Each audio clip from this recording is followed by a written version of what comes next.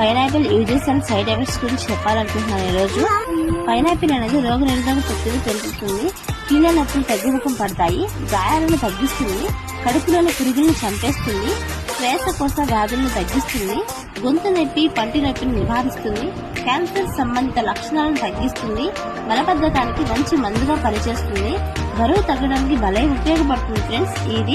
దీనివల్ల యూజెస్ ఇలా ఉంటే దీని సైడ్ ఎఫెక్ట్స్ ఎలా ఉన్నాయి చూడండి ఫ్రెండ్స్.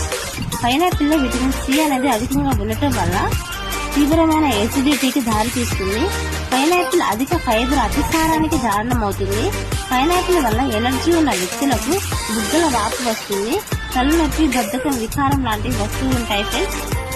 మీకు కనుక నా వీడియో నచ్చినట్లయితే లైక్ చేయండి.